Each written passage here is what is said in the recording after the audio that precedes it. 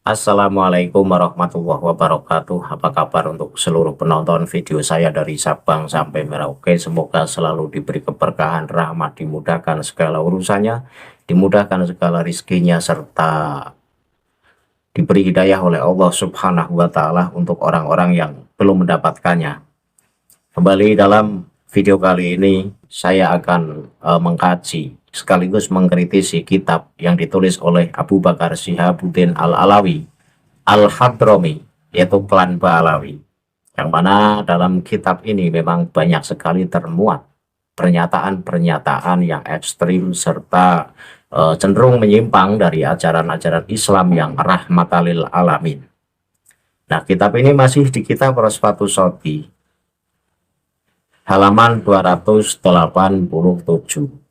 di mana di sini ada satu bab khusus yang bab ini tujuannya mengunggulkan klan Ba'alawi dengan melibatkan Rasulullah, tetapi secara tidak sadar ini justru mencederai kemuliaan Rasulullah dan secara tidak langsung menghina Rasulullah. Nah, sebelum saya masuk pada inti pembahasan, untuk seluruh penonton dari manapun kalian yang belum subscribe channel saya, silahkan tekan tombol subscribe, kemudian like serta share video ini ke teman-teman kalian semua, agar yang belum tahu menjadi tahu. Yakinlah bahwa munculnya channel ini semata-mata untuk mengedukasi kepada seluruh muslim di Indonesia agar tidak terdoktrin oleh ajaran-ajaran sesat oleh orang-orang yang mengaku sebagai cucu Rasul dengan mengatasnamakan agama. Selanjutnya saya akan langsung masuk pada inti pembahasan, yaitu kitab Rosfatus Shoti halaman 287. Teksnya akan saya tampilkan di layar sebagai bukti bahwa ini benar-benar kajian kitab Ba'alawi. Apa yang tertulis dan apa yang saya sampaikan ini adalah kitab Ba'alawi. Bukan saya sedang menebar kebencian, menebar berita hoax, atau sedang menebar framing. Saya baca teksnya. Bismillahirrahmanirrahim. A'radu nabi anil mustahifi biduriyatihi hikayatun ukhra anil faqihi Abdillah ibni Abdirrahman balhatsba fadol kola untuk fi masjidin di adnin fadakhola ala ba'di bani alawi fa'angkartu alaihi zayyahu biqalbi fasofahani falam ahtafil bihi lidzalik falama kanat tilka lailatu ra'aitu an-nabiyya fakumtu la sofahahu fa'aradu anni wa atabani fi dzalik, yang artinya ini bab adalah bab kebencian Nabi terhadap orang-orang yang meremehkan keturunannya. Nah, ini dari babnya saja kan tidak pantas. Jadi seakan-akan Rasulullah itu seorang yang pemarah, Nabi yang pemarah. Hanya karena keturunannya diremehkan oleh orang lain, lantas Rasulullah marah. Saya lanjut. Jadi ini kisah atau cerita dari Abdullah bin Abdurrahman Balhaj Bafadol, seorang ahli hukum, berkata, aku sedang berada di sebuah masjid di Aden. Ketika seorang anggota suku Bani Alawi masuk, aku merasa sangat kesal dengan pakaiannya. Kemudian Rasulullah,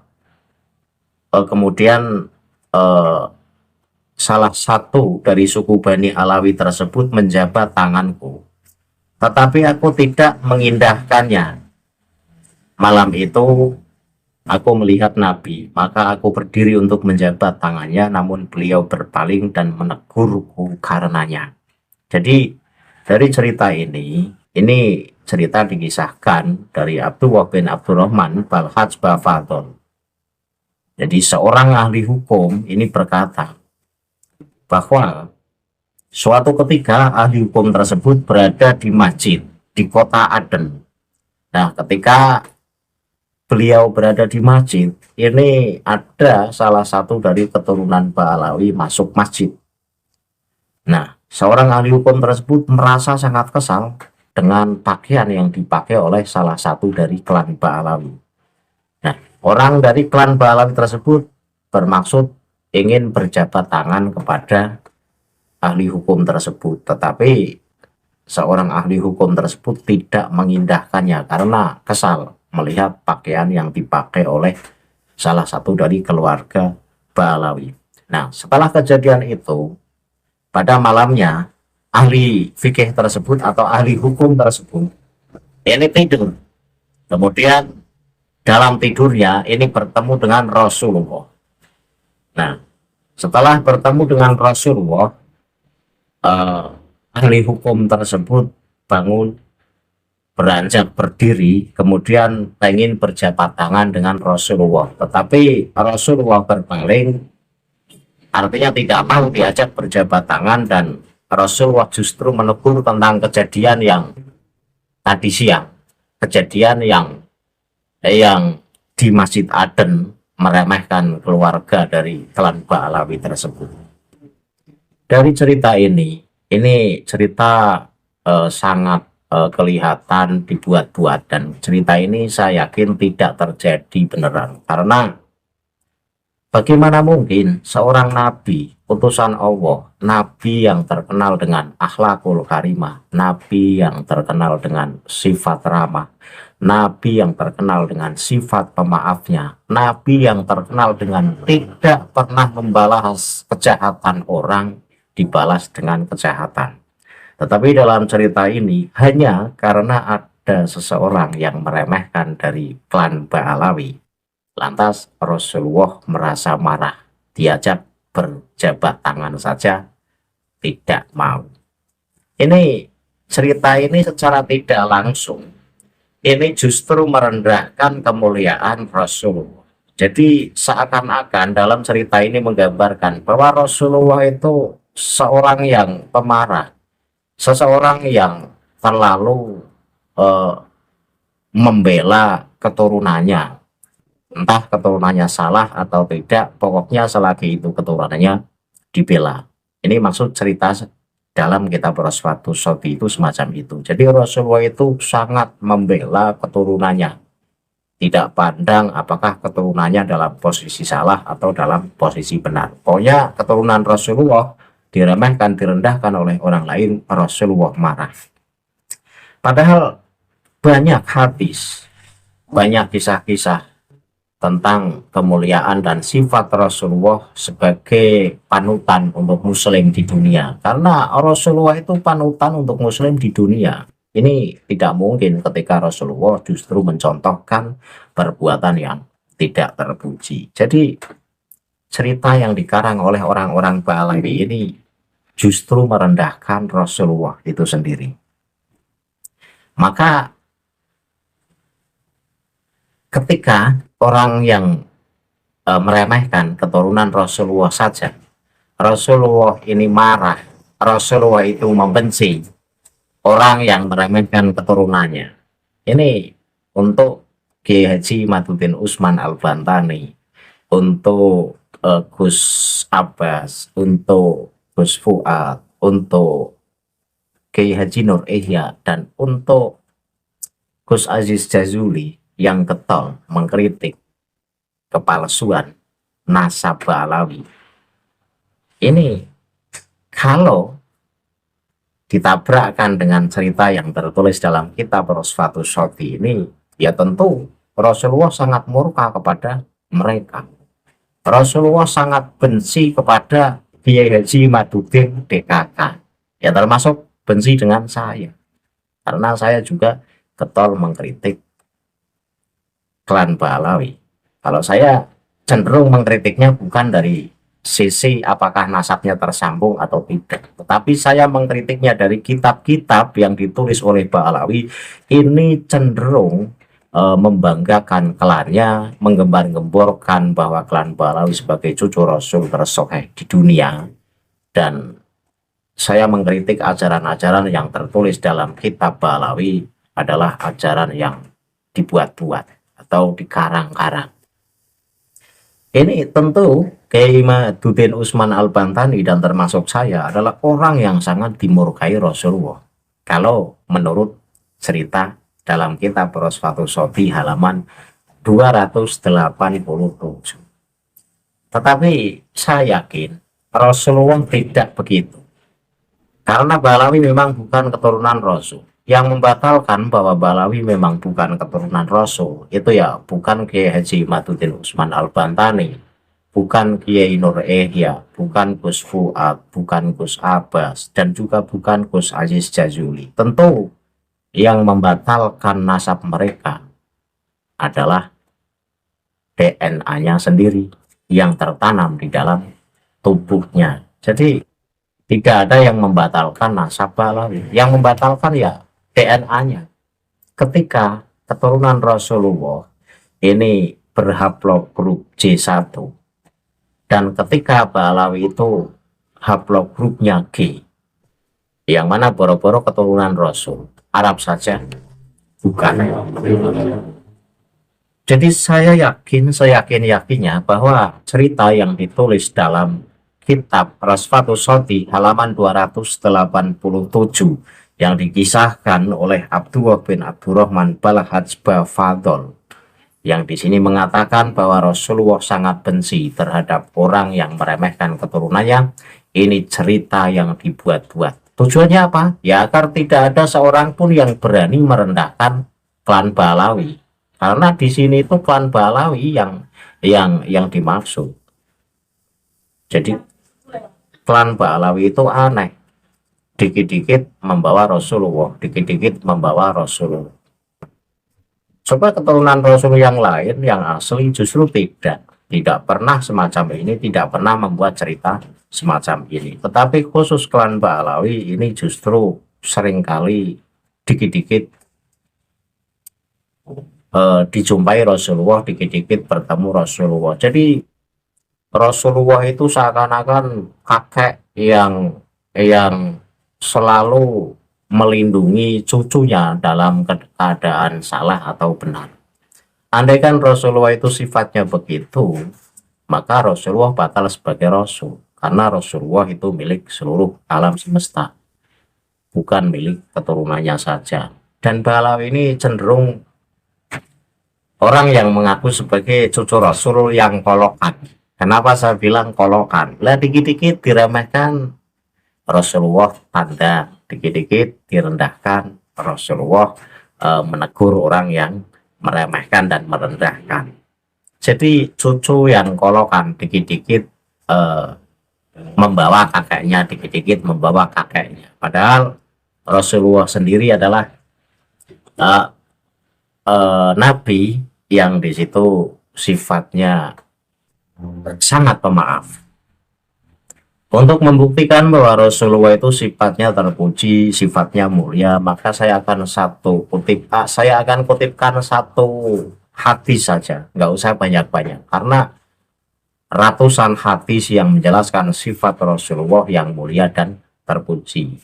Saya kira tidak perlu saya mengutip banyak hadis, satu hadis saja. Saya baca hadisnya.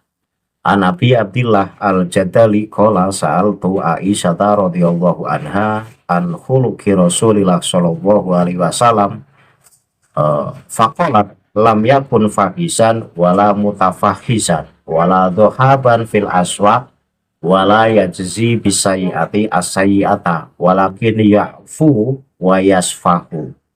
Dari Abu Abdillah Al-Jadali radhiyallahu anhu, dia berkata, saya berkata kepada Aisyah, bagaimana sikap Nabi terhadap keluarganya?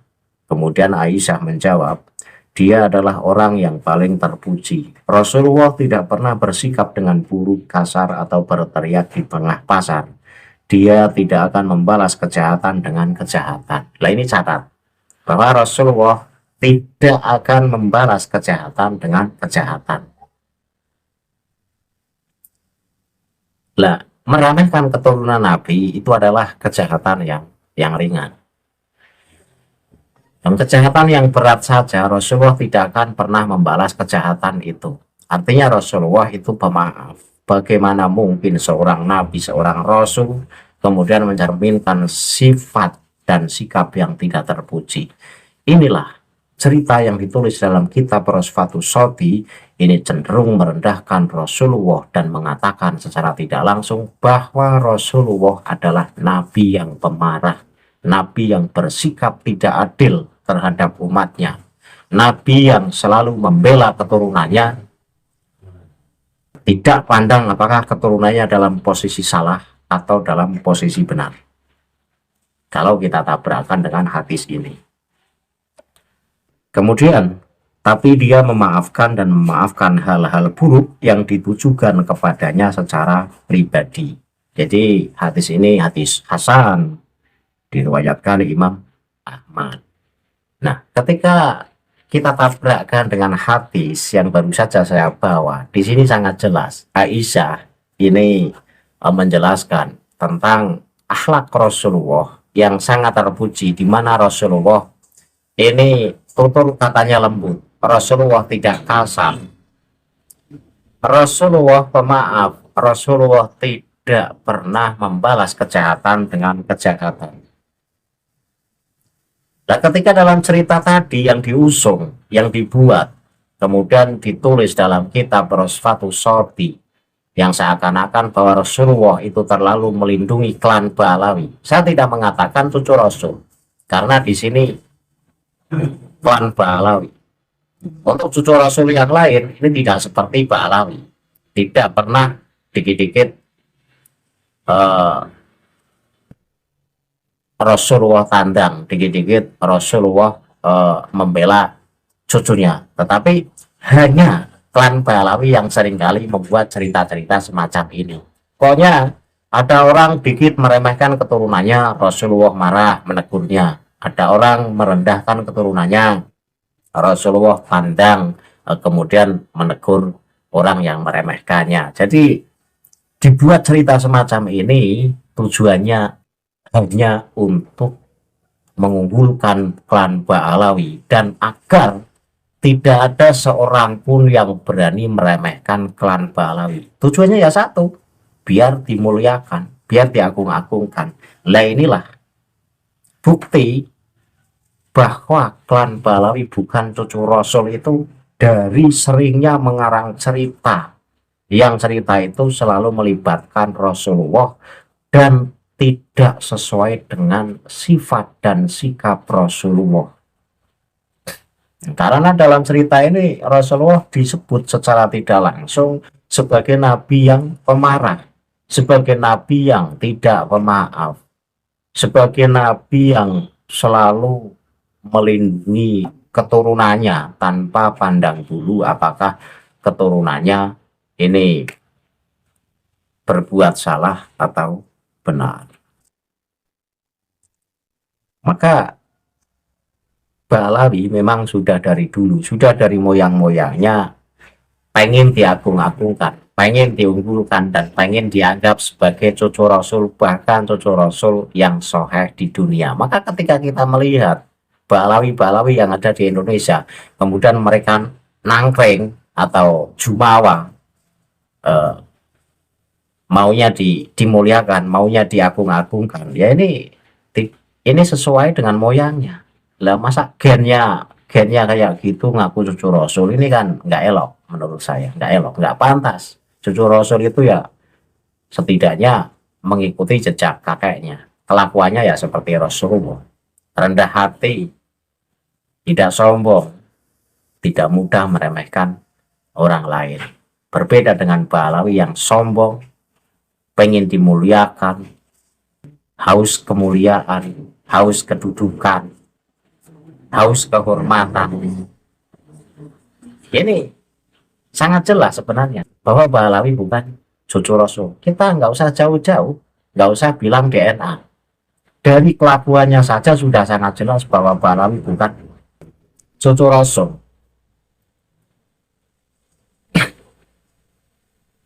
Untuk muhibbin yang tidak terima, bisa baca kitab Rosfatus Sorti halaman 287, kemudian baca cerita yang saya baca ini. Jika otak Anda waras, tentu Anda tidak akan terima dan Anda justru akan marah bahwa Rasulullah direndahkan. Rasulullah ini dianggap sebagai nabi yang pemarah. Rasulullah justru dianggap sebagai nabi yang pilih kasih, nabi yang selalu membela keturunannya tanpa pandang bulu apakah keturunannya dalam posisi benar atau salah. Dan fake cerita dalam kitab ini cerita yang dibuat-buat. Tujuannya ya satu, seperti tadi yang saya bilang, untuk mengagungkan klan Balawi itu sendiri. Dan untuk menjadi warning agar semua umat muslim ini tidak ada yang berani merendahkan klan Balawi. Itu saja. Cukup. Jadi sedikit yang saya sampaikan, tetapi ini menjadi tambah bukti bahwa memang klan Balawi suka membuat cerita-cerita palsu. Jika ada salah kata, saya mohon maaf. Akhirul kalam, billahi taufiq wal hidayah. Wassalamualaikum warahmatullahi wabarakatuh. Salam waras untuk seluruh muslim di Indonesia.